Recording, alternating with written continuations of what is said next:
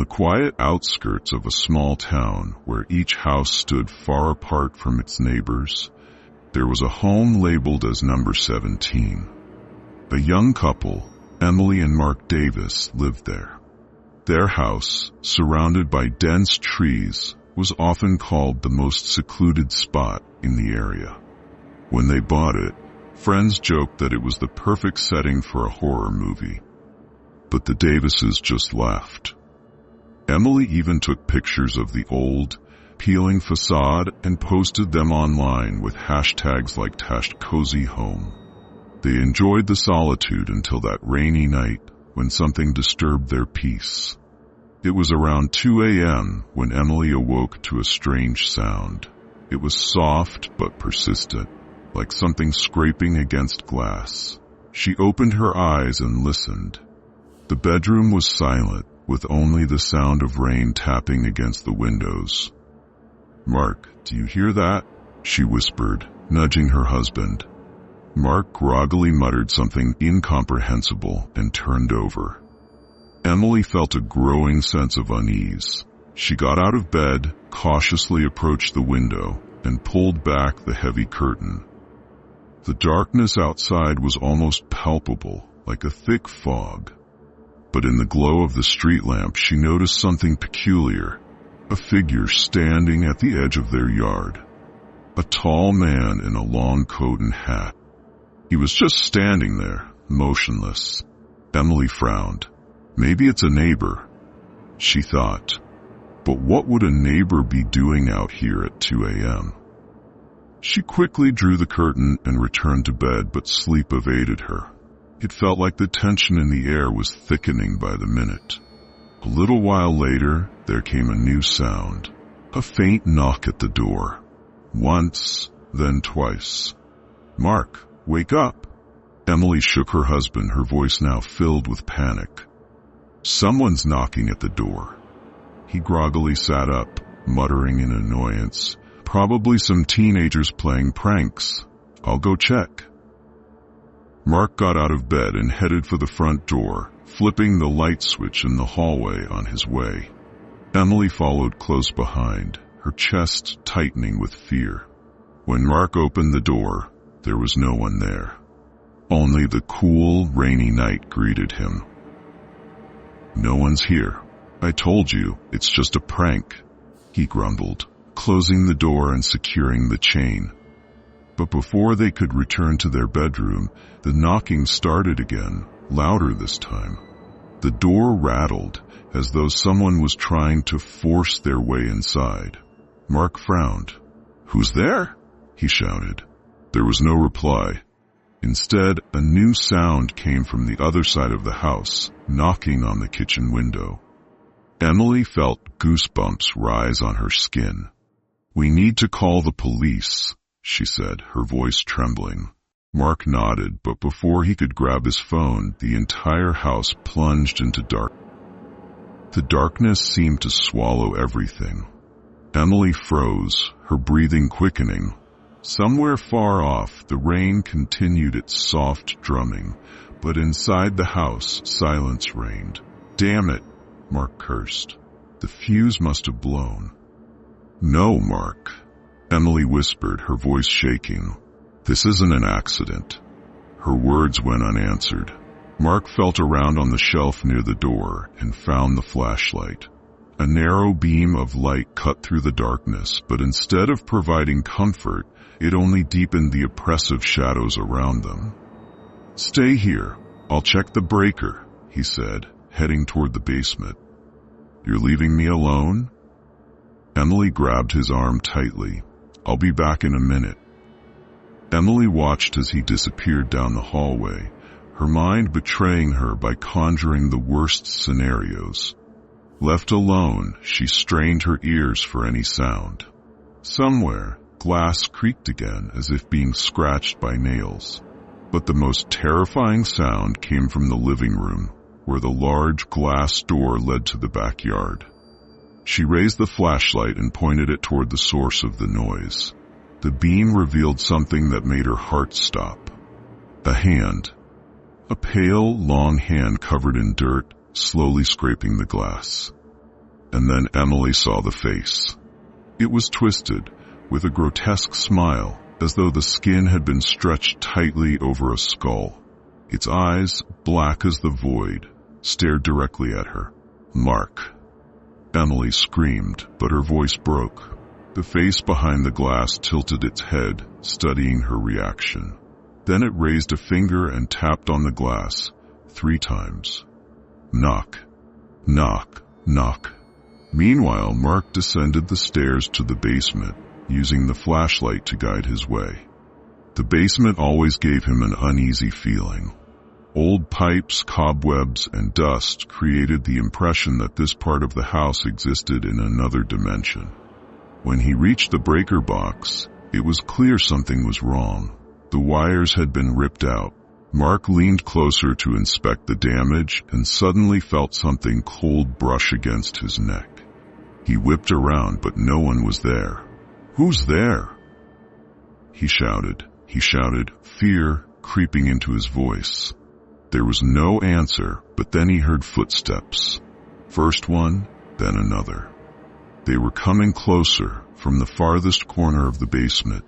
His flashlight revealed a dark figure. It was tall and thin, but its face was obscured by shadows. It took another step and Mark froze, unable to move. The figure began whispering, but its words sounded strange, as though the voice came from the air around him rather than the figure itself. "You should have left." Mark grabbed the nearest pipe and without thinking bolted toward the stairs. But the way was blocked. On the top step stood another figure, as if waiting for him. Emily still stood in the living room, her eyes glued to the creature outside the glass. It suddenly froze, then vanished into the darkness, as if dissolving. Emily knew this wasn't her imagination. But where was Mark? Why hadn't he returned? A loud noise shattered her thoughts. Something heavy had fallen in the basement. Then Mark's voice erupted, filled with terror. "Emily, run." Her body froze in fear. Instead of fleeing, she stood rooted to the spot, clutching the flashlight. Footsteps echoed behind her. She turned and saw a shadow slip along the wall. Someone was inside the house. "Mark, is that you?" she whispered, though she already knew it wasn't him. The footsteps drew closer, and suddenly the beam of her flashlight illuminated a figure. It was the creature she had seen through the glass. It stood before her, its head tilted to the side as if asking, "Why are you still here?" The creature took a step forward and Emily screamed. Emily's scream shattered the silence, piercing the night. The creature advanced, its grotesque face illuminated by the weak flashlight. Emily grabbed the nearest object, a glass candle holder, and hurled it at the monster. It flinched, giving her a fleeting moment to act. She bolted for the front door, not caring that she was barefoot or that the rain outside would drench her. Her trembling fingers struggled with the chain lock, but then she heard a voice behind her, low and cold. "Leave it. You're not going anywhere." Emily spun around, but no one was there. Only her own reflection in the window stared back at her, distorted by the rain. But it moved differently than she did. It tilted its head to the side, just like the monster. Finally, the chain gave way, and Emily flung the door open, running into the night. Rain lashed against her face, and the wind chilled her to the bone. She ran down the narrow path leading to the neighbor's house. Mark stood in the basement, cornered. One of the figures stepped closer, and now he could see it more clearly. It looked almost human, but its mutilated face was unrecognizable. Shreds of skin hung loosely, and its eyes glowed with a dull, eerie white light. "What do you want?" Mark shouted, clutching the pipe as a weapon. The creature remained silent, raising one bony hand. In an instant, the flashlight went out, plunging the basement into total darkness. Mark heard something heavy hit the floor near him. The air grew thick, and breathing became difficult. He felt something icy brush against his arm, and suddenly his strength drained away. When Emily finally reached the neighbor's house, she pounded on the door in desperation.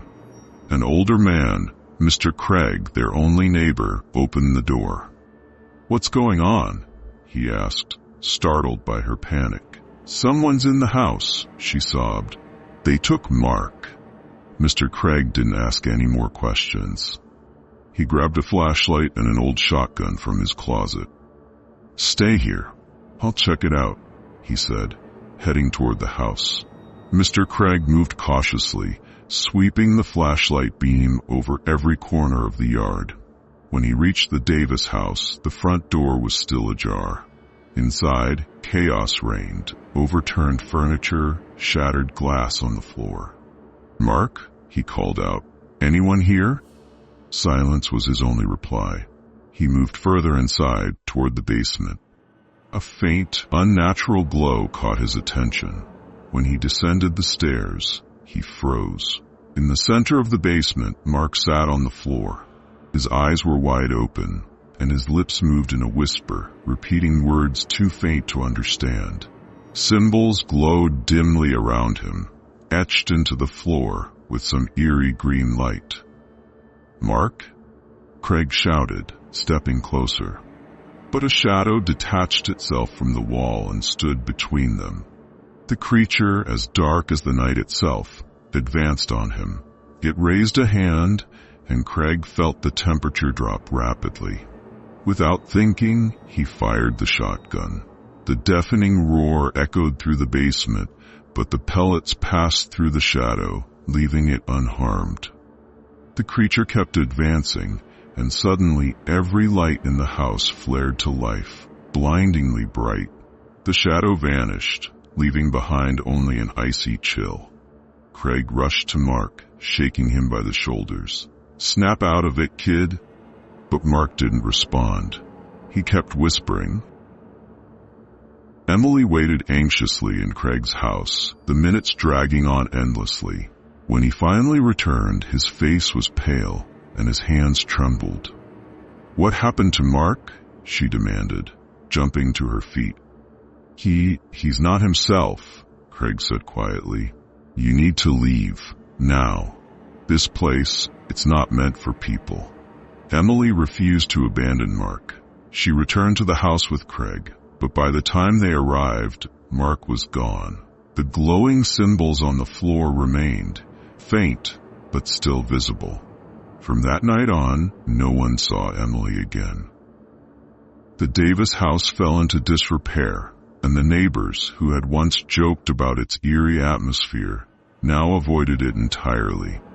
They said that on rainy nights, if you listened closely, you could still hear faint whispers calling someone's name.